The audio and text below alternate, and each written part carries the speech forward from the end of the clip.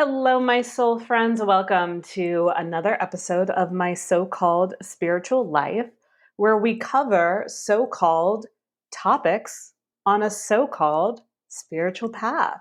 It might be real, it might not, it may resonate, it may not, and that's kind of the beauty and the awe and the magic of spirituality. When I think of spirituality, I think of this notion of being in spirit. And when I am in spirit, I am with myself.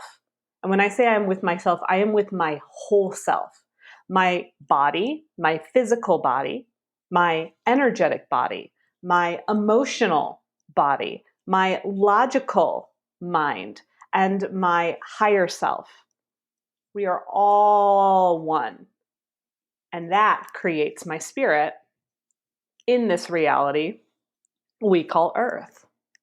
Is it real? Again, maybe, maybe not. Maybe this is all just a fun figment of my imagination, but what a fun way to have one, right? That's how I see it. So, I wanted to talk about something that came up through a message I got from one of our subscribers. So, she wrote in, and she was like, I'm loving the show, which great opener. If you ever want to message me, just start with that. And we're already off to a really, really good place. Okay. So she says, I love the show, Danielle. And I know her as well. And, she's like, I very much relate to you and your story and where you're at. I'm currently single right now. I'm in my mid 30s and I consider myself to be spiritual, to take care of myself, to really show up for life in a really meaningful way, yet partnership doesn't seem to be in my life. And I notice that you're single as well. And, some of the other women that I admire that are also in their mid to late 30s that are spiritual teachers also tend to be single. And I'm curious why that is. And further, I heard you mention in an episode about being a parent one day. And I'm curious around what your thoughts are with children, with timing, with your age, if it's something that you're exploring as far as like doing something with your eggs. What does that look like when you think of having children? What does that mean for you? So overall, I'm curious around why do some spiritual teachers seem to get in relationship later in life, and how does children play into that? And I thought that was a really fabulous question and way too much for me to respond back to in an email. And it was kind of permeating on my mind a little bit. And I thought this could be a really great episode for us. And so I want to use this time to go into why this may be. I'll be sharing a little bit around my personal experience around being single, my thoughts on parenthood, what I've witnessed in other clients, what I've seen with my peers, what I've recognized on the journey, as well as going deeper into this notion of soul contracts. We all signed a contract to be here. And that contract very much has to do with things like partnership, parenthood, having children, if that's even going to be an option for you in this life. So let's start with that very notion, okay? Soul contract. There's a lot of different ideas around it. I like to believe that our contract is this everlasting agreement that we have with the universe. We made this agreement eons upon eons upon eons upon eons of time ago. We made this decision, this agreement with Source from the moment our soul came to be. Our soul came to be, and with that came a soul understanding of what would be accomplished life after life after life on this earth and probably other planets and probably other dimensions as well. And in the space of really going to us being a soul with Source, there actually isn't time. Time doesn't exist. Time is taken out of the equation. So really, all of these moving parts are all happening at once. However, to make sense of it, to make it more linear, we create a contract for every life. And that contract is based on what your soul's mission is, its evolution, what it's currently done and accomplished, and what it still is learning and trying to undo.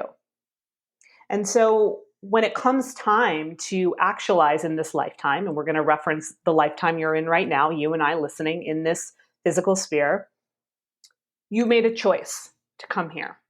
And I want to make that very clear. Signing a contract to come here on earth as a soul in a human body was your choice.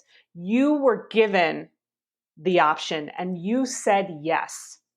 However, very often in our society, we look at a contract as something that is binding, something that might be a punishment, something that is bad if you break it.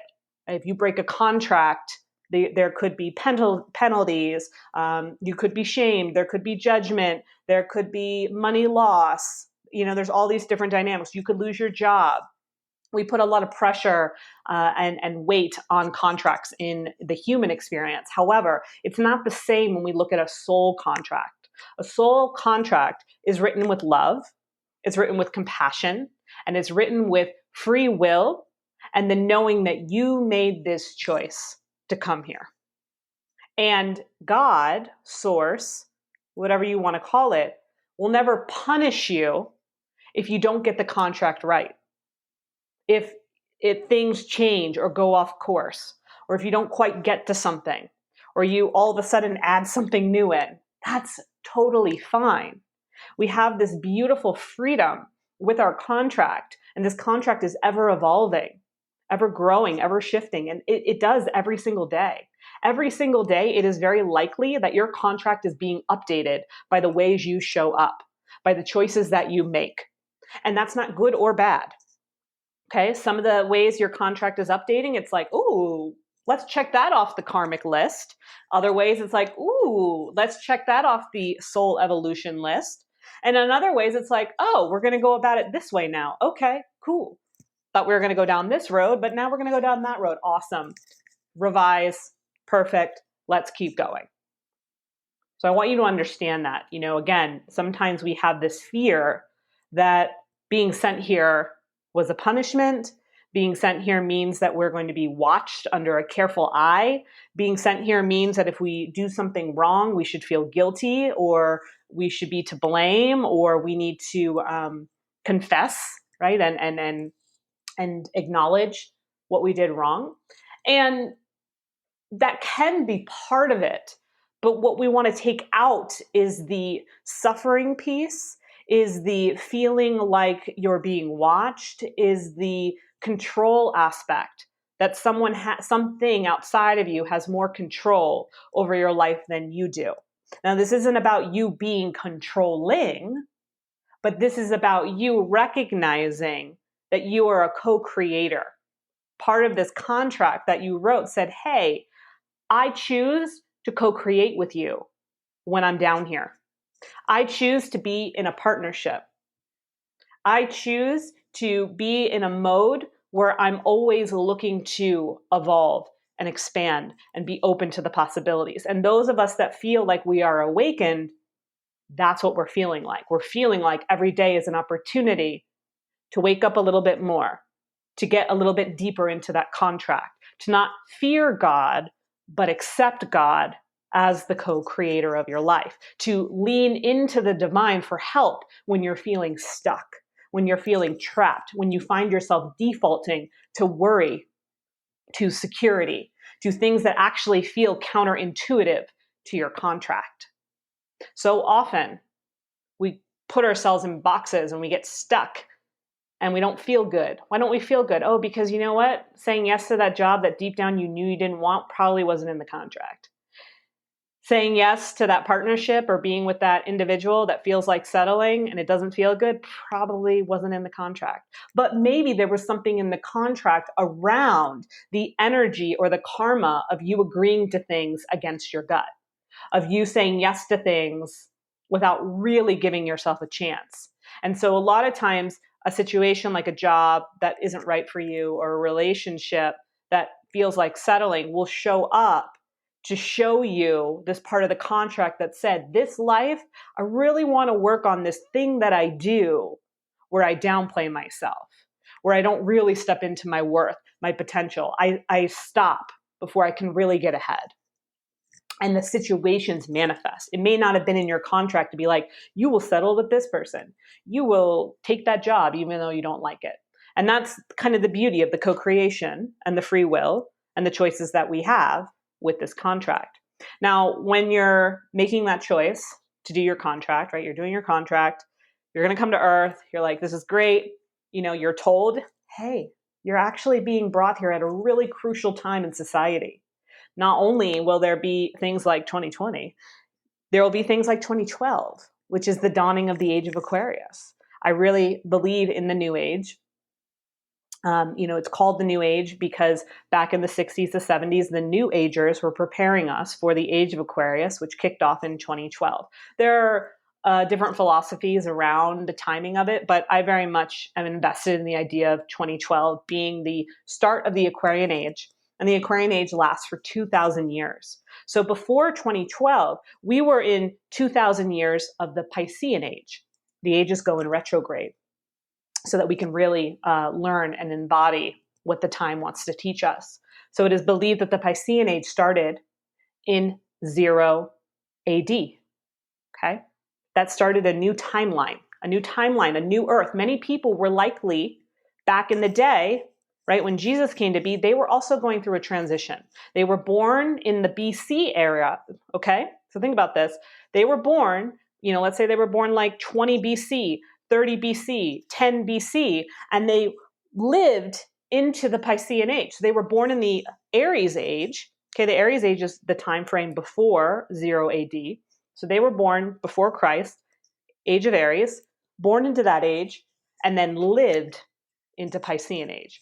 You right now were born in the age of Pisces and living through the new age of Aquarius. That's a really big deal.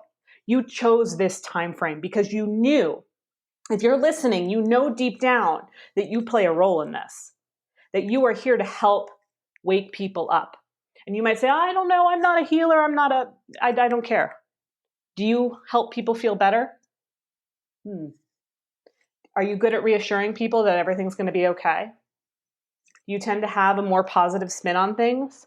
Do you tend to gravitate towards more spiritual opinions? If you answer yes to any of that, it's very likely that you knew that you were going to be part of this transition. And most likely in our lifetime, we will not see the transition through. Okay, so we chose, all of us listening, in our contracts to come during this transitional time, just like they did in the age before us. And that kicked off a new timeline with the age of Pisces. Another new timeline started in 2012. You can feel that, right? You can feel the new earth that's kind of erupted, the age of technology, the way that has come forth in these times. And the age of Aquarius is, you are the guru. But with that, we want to watch out for, you are leading with your ego. You are, relying too much on technology. You are, losing your heart in what it is that you're doing. So we really want to be mindful of, what the times are meant to be. And I really believe that these times are meant to usher us into a way where we can be a more harmonious collective. And part of our contract was that. Okay. So that's our contract on a collective level where we're all on the same page. Okay. Love that. Love that. Love that so much. You can see how we're just like bonded because of that. So that was one of the reasons. All right. We chose to be here in a pivotal time. I'm going to talk more about that too when it comes to having children later on. We've got a lot to talk about. So we'll talk about children later, that the children that are being born post 2012, and also those of you that haven't had children yet, what that means and why. So contract, you're like, okay, I'm going to come in this life. I'm going to be born in the 60s, 70s, 80s, 90s, early 2000s. Here for it. Let's do the thing. In addition, you start to take review of your past lives. What were the things that you excelled in? If you ever notice in your current life, if there's certain things that it feels like you just picked up where you left off, where it was very easy for you, think about an athlete or a painter or a singer, how they were able to just go at it without needing a ton of practice. Yes, coaches and whatnot, but overall had that natural talent. Where did that come from? That was likely from a past life, woven into this contract to continue. Who knows? Maybe Beethoven had been working on some of his pieces that he composed for lifetimes. And it wasn't until the actual lifetime that we witnessed Beethoven that his symphony was produced and orchestrated. But that was an accumulation of years. Myself, the fact that it comes very easily for me to get on stage, to speak, to open my mouth. Clearly, I must have been doing something in the past lives that had to do with speaking and using my voice and being in front of others. It's why from a young age, I felt that. I'm supposed to be in front of people. I knew that. I knew that because that was written in my contract, and it's something that I've been practicing for lifetimes. However, also in that contract is karma and karmic lessons that we need to learn. These are things that you've been working on over the lifetimes but haven't quite mastered yet. Things around relationship, worthiness, love, acceptance. All of those different things can come up. Money, so much around survival, challenge, which is the same as opportunity, to be honest. All those karmic things from your past were woven in. They may have been based off of past life experiences where you were harmed, wronged, hurt, disappointed. They all carry into this life, and we have a choice then. Say maybe, okay, in a past life we were hurt by a past lover. We were, in a gambling situation in a past life, and we were murdered. Okay, that karma is coming with us into this life. And so now we have a choice to sit with that karma. Now, it might not come up in the same way. Let's say you were a gambler in the past life and you got into trouble and you were killed. In this life, you might have addictive tendencies to money. You might have a fear that if you make too much money, you'll get hurt in some way. And we want to unpack that to see how we can turn it around, how we can shift that fear into abundance, how we can shift that fear into love, how we can shift that fear into trust, to trust that you don't have to lean into addictive behaviors, to trust that you don't have to worry that if you make too much money, you're going to get hurt in some way, that you can find a new trust in your relationship with being a human, with your co-creator, and it's going to be okay.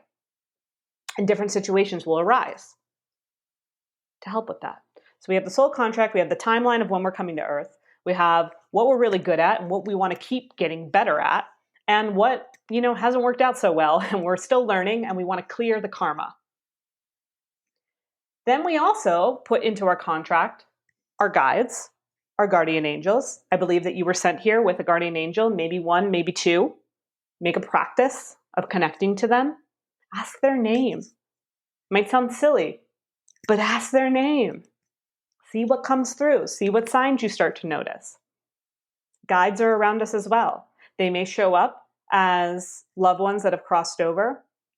They likely might even show up as individuals from your family line that you never met in this lifetime that are helping you.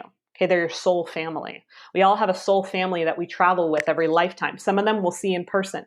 You ever meet someone and it just feels like, wow, like we're picking up where we left off. Oh my goodness, it feels like I know you. Oh my goodness, it feels like we could be brothers or sisters. Feels like you're like my mom. That's a soul family that actualized in the physical form. In addition, we also have a soul family that actualizes in the spiritual form and is with us. And we may take turns in certain lifetimes. I know that I've hung out with some of my guides that I never met in this lifetime, but we've hung out in other lifetimes, and they're watching out for me. And I'm sure that I'm watching out for other people in other lifetimes too. And that's really beautiful. It's really amazing to know. And I also believe that your soul family that you do know, if they do start to pass in the physical form in this life, they get to then be with you and your soul family for the rest of this one. So when my parents pass one day, I believe that they will be part of my soul family for the rest of my lifetime here, because that was the contract we made. I made a contract that they would be my parents, and they're going to be my parents in the flesh, and they're going to be my parents in spirit, or however it's going to go. So we have, in addition to our guardian angels, our soul family, we also have kind of the humans that step up and say, okay, yes, you're going to be my soulmate in this lifetime. Ooh, juicy. You're going to be the one to break my heart. You're going to be the one, to create this toxic dynamic in my life. And we all step up in different ways. You're not perfect. It's very likely that you've been part of someone's karma that they're undoing, and you may never speak again. I know that there's someone in my life, it was a friendship, it was very toxic. I know we made an agreement. And as much as I still have, I don't want to say, as much as I, don't love looking back at that relationship, I appreciate so much what I learned. And I have so much love for this person because of that. And I understand that it was part of our karma that brought us together and part of our evolution, at least from my perspective. I don't know what's going on in their world, but from my perspective, part of my evolution. I've been able to clear so much because of what I learned in that dynamic. And the hope is same for that other person. Doesn't necessarily mean we come back around, and maybe we do in another soul, life. Maybe that's why we were drawn to each other. And this was a friendship that wasn't romantic. We were drawn to each other immediately. I thought this person was my sister, and then had one of the biggest falling outs of my entire life.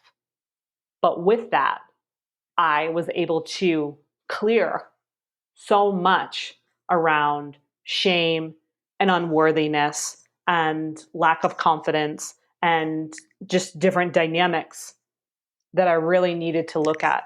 And I really needed to take ownership of myself. Certain dynamics that we had made me feel very small, very put down, made me want to hide, made me want to be lesser than, made me not want to acknowledge who I was really meant to be. And it was my role to overcome that so I could be even stronger in my role for you. I'm so much stronger because of that. And that's another example of a soul contract. So they're very layered. It's also tied into Saturn. Saturn is our planet of rules, leadership, discipline, contracts, blah, blah, blah. So it is believed that the energy of Saturn, that planet, governs your soul contract. And that's why we have what is called a Saturn return. Okay, we've heard about this. And we're going to talk a little bit about this as well when it comes to parenting and how that dynamic goes. So the Saturn return, this is how it works. Okay. When it's time for you, your soul contract also said the time, the date. In my case, August 9th, 1983, 5:44 a.m., Seattle, Washington. Boom, drop down, okay?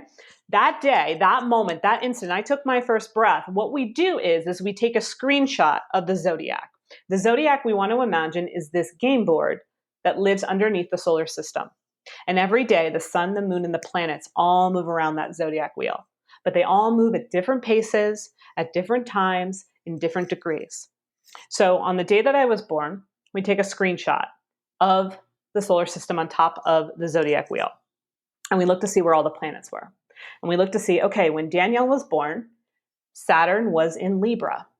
Now, Saturn takes a long time to move because it wants you to take your time with things too. Saturn actually does not rush us. Saturn is not a pushy planet. It doesn't want to, it wants us to actually take our time. It actually encourages us to do that because it wants us to learn responsibility. It wants us to do something right.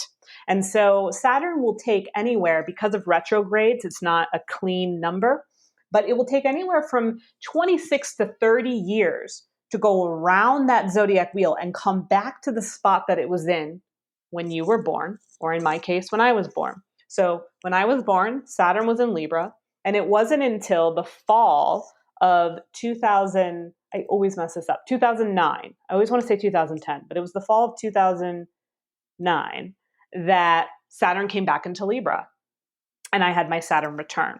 And Saturn return is really the Saturn review of your contract, and is saying, hey, remember that soul contract? Maybe you do, maybe you don't, because when you're dropped off here on earth, you forget it. Okay. I share sometimes that, I think part of why the baby cries when it's born is because it's like that loss of remembrance and having to do it all over again. And it's like, oh, okay, I know I said I wanted to do this, but oh my goodness, it's cold. ooh, it's cold, and that doctor is very strange looking, and who are these people around me? Ooh, and then you settle in and you keep going, right? But essentially you forget. And then in your late 20s, maybe earlier, everyone has a different life path and different awareness and different players in their life. But for me, definitely, it wasn't until my Saturn return that I was reminded or awakened to my Saturn return and my soul contract. And I started to wake up to what I was capable of. And we can talk about this another time, but essentially, and maybe this plays into what I'm going to talk about with partnership. Essentially, I was in a place in my life where I was very reckless. I had a lot of addictive tendencies. I was drinking every single night, typically getting blackout drunk, typically going home with random men, typically, abusing my body with food and not taking care of myself, not being healthy. Because up to that time in my life, I was so confused because I kept trying to live society's timeline. I kept trying to do what everybody wanted me to. I kept trying to find love and acceptance in a way that would make me feel whole, but it never occurred to me to look for that myself. It never occurred to me to explore self acceptance. It never occurred to me to unlock my own worthiness. It never occurred to me to be okay with the fact that maybe I was unconventional. Maybe I wasn't going to live life like everybody else. And to be honest, no one lives life like everybody else. No one really follows society's timeline to a T. We are all unique. We are all individual, and we are all on our own journey. And we want to honor that. We want to honor that. So when you're like, why am I not in that relationship yet? Why haven't I had a kid yet? Why don't I have a home yet? Why haven't I found my dream job? That's because we're all on our own timeline. We really are.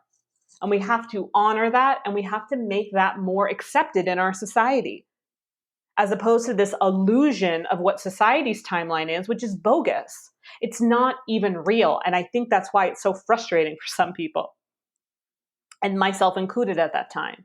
And why I also didn't feel like I really had a chance. I just was so confused and so hard on myself and so lost. I didn't know where to go. So I escaped through alcohol, men, whatever it may be. And so when my Saturn return hit, it was a traumatic time in my life. I had been sexually assaulted. I had been verbally abused by the individual I had talked about before. And I was in a really low, vulnerable state. Yet something inside of me was so strong and enough to say, go get help. And I had gotten quote unquote help before, but I never took it seriously. This was the first time I could say in my entire life, I took getting help seriously. I went to therapy. I went to group coaching. I stopped drinking, started meditating. I started to release some of my binge eating habits. And through that process, I started to learn who I was. I started to accept myself. And through that acceptance, my contract became a little bit more clear. I started to have these inklings that I did want to speak. I did want to share my story. And I wanted to help other people that may have been stuck like me, that may have felt like they didn't have a chance at life, that maybe felt in their mid-20s that it was all over, that there was no hope for them, that their life was going to be a struggle, and they were always going to be let down and disappointed, and they were just going to fade away. I knew I could help individuals. And from that point, I started getting my my meditation certification, or I started following the way of Shambhala, which is a Buddhist form of meditation. I completed their series of certifications. I went and I got my life coaching certification through IPEC. And then from there, life moved me to New York City, where I found other spiritual aspects, and it just kept blossoming. And that was during the span of my Saturn return, which is usually about 3 years. So in those 3 years, I got a lot of insight that related to my soul contract. And then from that point, the journey keeps going. So that's a little bit about Saturn return. And, we have it about 2 to 3 times in our life. So it'll hit again in the 50s and then in your 80s. And I always say I want to look into this, and then I'm just like, no, actually, I don't want to look into this. But I am curious how many people pass during their Saturn return, like in their last one, the one in their, if you live through your 80s, is it almost like, okay, you're good. Contract feels complete. You can get out of here. It's a curious thought, but maybe, the contract's still not complete, so you can't leave yet. I don't know. Again, I don't really want to look into it because I know some astrologers do death charts. It's just not for me. Okay. So that is soul contract as it relates to your experience here as a human, remembering that you did this from the space of love. You did this from the space of wanting to expand, and you did this from the space of wanting to clear your karmic debt. And you did this with the understanding that you would have a co-creator, God, source. You would have your guardian angel or guardian angels. You would have your soul family in human and non-human form with you. And then from that point, you start to live your life, okay? And so then we kind of start to think about individuals. Now let's kind of take it to the space of individuals that are on maybe a spiritual path, or are spiritual teachers, or are showing up as healers, and maybe that has become more of the priority in their life. I can say that for myself. Okay, we'll shift a little bit more into me again, just because I don't want to say anything's right or wrong. We all have our journey and we're all figuring it out in the best way that we can. And so the way that I'm doing things is right by me, and it's evolving through me, and the way that you're doing things is the same, but they don't need to be exact. Okay. So when I look at it from the space of my life, and I look at relationship is definitely one of my big karmic things, 100%. I struggle with vulnerability and intimacy when it comes to relationships. I love the dynamic of a relationship. I love to have fun. Sex is great. But when it really comes down to it, the idea of being so vulnerable, so open, feeling like someone could take care of me was something that really took me a long time to understand and to grasp. Because back in my 20s, I just wanted someone else to take care of me, but it wasn't from a empowered space. It was from a, oh my God, please God, will someone just save me and take care of me? It can be anyone. I just want them to love me and buy our home, and I'll have their kids, and we'll do the society's timeline of life. But that wouldn't have been clearing my karma. Two things would have happened. Either I would have just ensued more karma by finding a random person that wasn't probably a good fit for me, hoping that they would be my savior, and going down that rabbit hole with them. And it could end in divorce, okay, which could have been a karmic opportunity. And that may happen to some individuals, right? You find someone, you believe that this is the right fit, it doesn't work out, and that becomes an opportunity to reassess and clear karma and see wherever your place was with each other, and to be able to evolve and get to a space where you can be in a really juicy space for relationship again, if you so choose. Maybe you don't. Some people will not get married or be in partnership in this lifetime. That is okay. Maybe what they need to clear their karma, to evolve their soul to the next level so that they can be ready for the next lifetime, means no partnership this time around. It might mean that they need more work on self-acceptance. It might mean that they need more work around their career and karma in that way.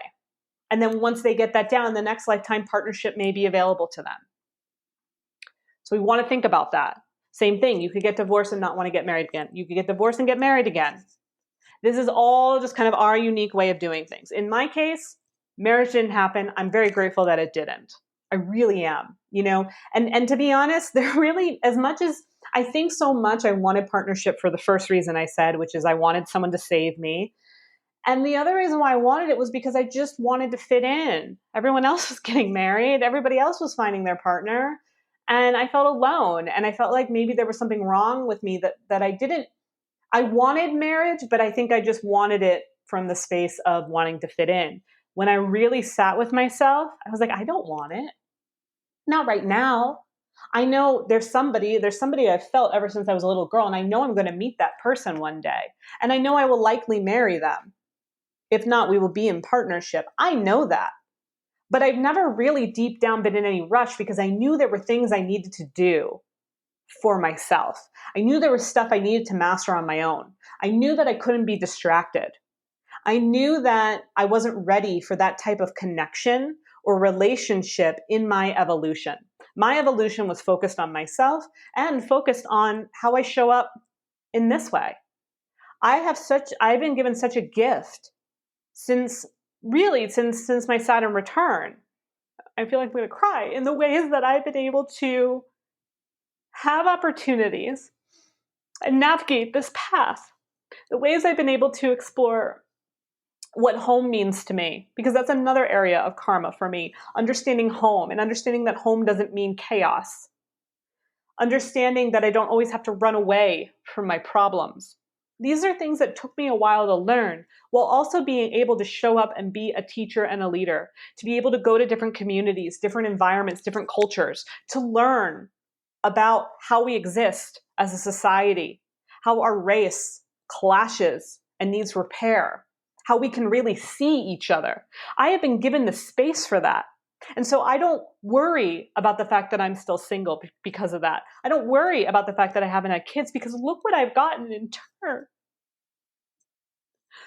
And I get emotional because it has a meaning to me. And I know that this was part of my contract. And I also know that by honoring the first, 37 years of my life, the next 37 or the next 40, that can be the container for the other things. I really feel that. I shared this is going all over the place, so I just love you for being here with this. But I think we're going in the right direction. I shared this on Instagram stories maybe a week ago. I'm going through my second 19-year cycle. So another, again, I love astrology. I love patterns. Part of our contracts have these clues. So it takes the moon 19 years to go through every sign and every degree of that sign. So what I mean is so every 28 to 29 days, the moon will go through all 12 signs. Okay. However, a new moon and a full moon, land at a certain degree every month. For the moon to go through every degree of a new moon, every degree of a full moon, every degree in every which way, it takes 19 years. That's a full lunar cycle. Like if we really want to look at it from a bigger picture. And so it is believed that as humans, we modeled why we love astrology, why we love the moon is it gives us a perspective and it gives us ways to model our life. And so when we look at that 19 year, you can think about that in your life. Okay, from 0 to 19, that was an experience in and of itself, basically from birth to adulthood. Okay, now you're becoming an adult. Now you're on your own. You were born and you were given an experience up to this point, but now, by law, by this earth, you are considered an adult now at 19. I mean, I know technically 18, but we give or take a year. So from 0 to adulthood is one cycle, and then you move into the next one. And the next one is meant to be about understanding the idea of being an adult. Relationships, jobs, security, money, learning all of that. Family, that's in the next 19 years. Then the 19 years that follow that are meant to be more actually for creativity, pleasure, enjoyment, fulfillment. And what's so interesting for me is I see partnership and family in the pleasure and enjoyment category more so than I ever did in the initial adult category. Okay? And I'm just saying that for me. Now, for me, what's very interesting is the eclipses going on this summer were the same eclipses that were happening when I was in my mother's womb. Okay? So I was in my mother's womb the summer of 1983. First series of eclipses were happening. Right now, I'm 37. We have the same series of eclipses. I will be turning 38 in August. That means in August, I'll be going through my second 19-year cycle. So the first one started, I'm counting it, when I was in the womb, mother's womb, this series of eclipse happens. This summer, the same series of eclipse happen, and I turn 38, second 19-year cycle. And 38 is my life path number. When you add up 8, 9, 1983, it equals 38. So 38 is very significant for me. Further, and here's part of why I think sometimes we have children later in life, or we may not have children in this life. A lot of us were sent here to also clear family karma. So in addition to your soul karma is also attached to ancestral karma, okay? Your family lineage. You can see it. You can see it likely in a parent, in a grandparent, so on and so forth. You can hear their stories and you can hear how they're not relevant, especially for those of us who, again, chose to come during the time of the age of Pisces and transition us into the age of Aquarius. Age of Pisces. So Age of Pisces has a lot of baggage because we're coming off of 2,000 years of the Age of Pisces and 2,000 years of stories of the Age of Pisces. And now we're moving into the Age of Aquarius, which has a different flavor, a different spin, and we have to recalibrate all that. All right? So maybe bringing children in right away, if you're part of that role, maybe wasn't a good idea. Maybe you needed to clear some of your karma before you brought another child in so that they're not taking on that karma too. And now they're clearing more karma because you didn't get rid of certain karma. Okay. And this is not to say if you had a child when you were 14, 20, 30, I don't care. You were supposed to have that child at that time and you have an agreement and you're working on it together. I'm just speaking from the space of why in some people's journeys it might be a little bit delayed. And I say that because I say this for myself. When I was born, my mother was also going through her Saturn return. Okay. So my mom, when she was born, remember how I said Saturn was in Libra for me when I was born? When my mom was born, Saturn was in Libra. Okay. My mom and I go through Saturn returns at the same time. When I was being born, she was going through her Saturn return. And I know that there is karma from that. And I know that I have spent a lot of my time in my 30s helping clear that karma, helping remove a lot from my mother line. And it's not just her, right? I'm not talking about like my mama, right? Like I don't want to like say anything like about her per se. I'm just talking about this from an energetic perspective. And there's stuff from her mother and her mother's mother and so on. And I know that with what I'm doing, I know that as I move, deeper into the Aquarian age, that when I'm ready to bring in a child, it's going to be from a space of this child will be born in the Aquarian age. This child will also be born with a little less karma cleared from me around family. And this is just my case. This is just my circumstance. And maybe that's the same for you as well. Children being born after 2012 have a little bit more of a special, again, I don't want to say anything about anyone that was born before 2012. This isn't about someone's better or worse than, but there is a more unique, intuitive essence to souls being born after 2012. Souls being born into the Aquarian age. Now, they were born from Piscean parents. It will take a while or maybe not that much longer, for individuals to be born from parents that were born after 2012. I guess in the next, over the next decade, we'll start to see that happen. And it may be different with timing with them.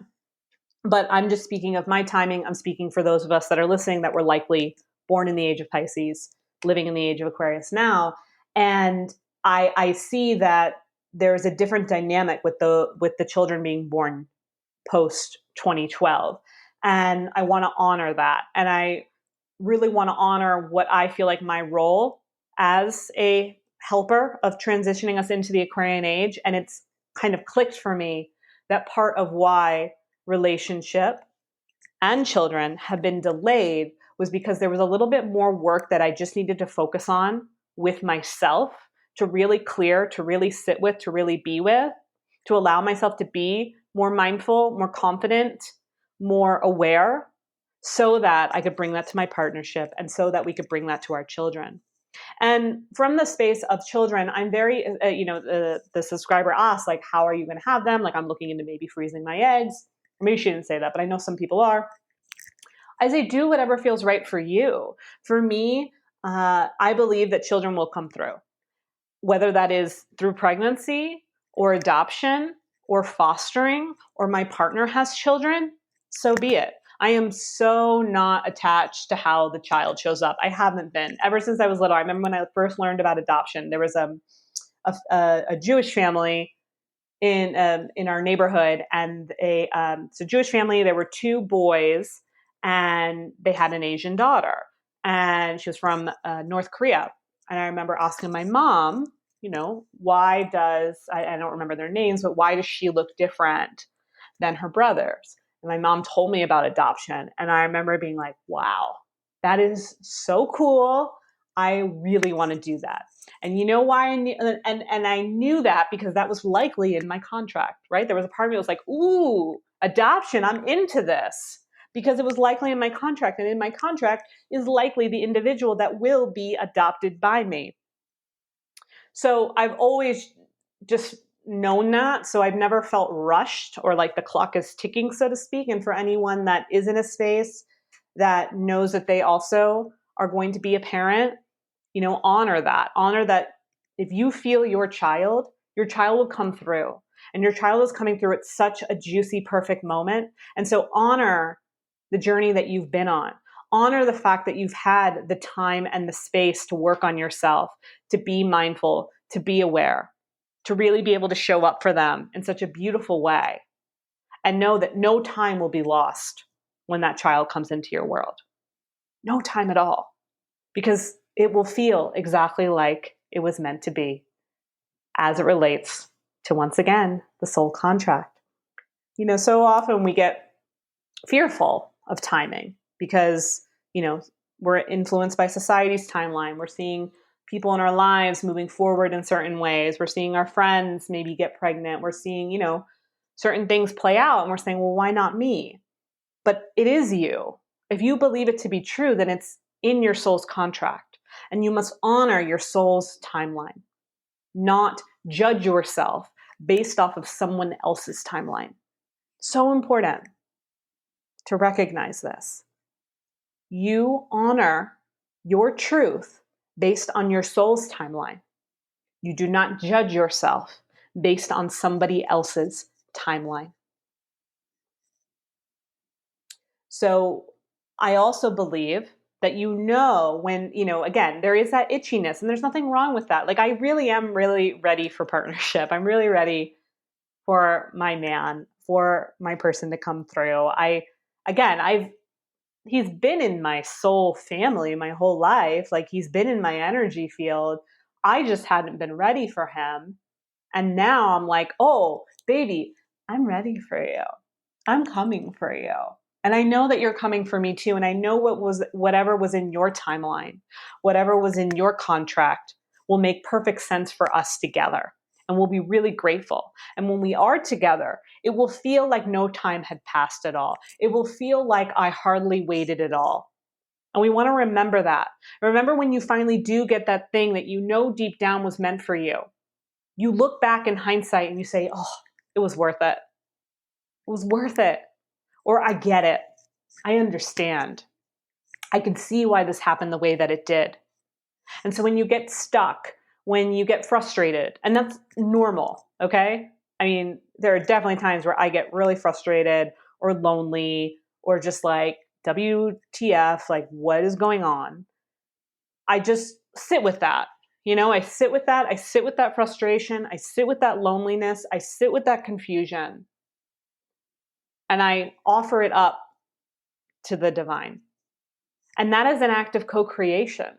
It's an act of co-creation for me to say, like, I'm stuck here. I know that I'm ready to meet my man, and he's not here, and it's making me really frustrated. So what can we do? What can you help me here? And then I usually will get some kind of sign, some kind of inkling, some kind of notion, or even some kind of challenge to work through. That's happened to me too. That happened to me recently.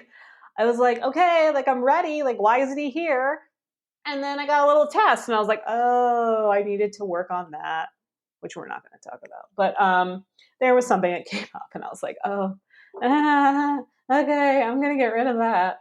And I did. And now I'm like, okay, I got rid of it. I'm ready. And I really feel that. And again, it's not like I'm going to be 100% ready. There's always stuff, right? Even when you meet your person, there's still going to be moments. I was talking to a girlfriend about it, and she was talking about how they're working through some things that are coming up, and she believes that it's part of, her past that she's clearing. And she's like, I'm so okay with us working together on this. I'm so okay with being in this challenge with him right now because we're committed to each other. We're not going anywhere. And so while this may be a little rough, we love each other so much and we are so committed to each other that it's okay. And I'm so grateful that I have him to hold space for me to move through this sticky spot in our relationship. And so that's what we're looking for. We're not looking for then you're going to find the man and it's going to be perfect and the happy ending, because we also know that's not true, like the movies depict, right? We've been painted a really horrible picture around what life should look like. It's really not that way. Those are movies. Those are motion pictures. Those are fantasies. They are loosely based on reality.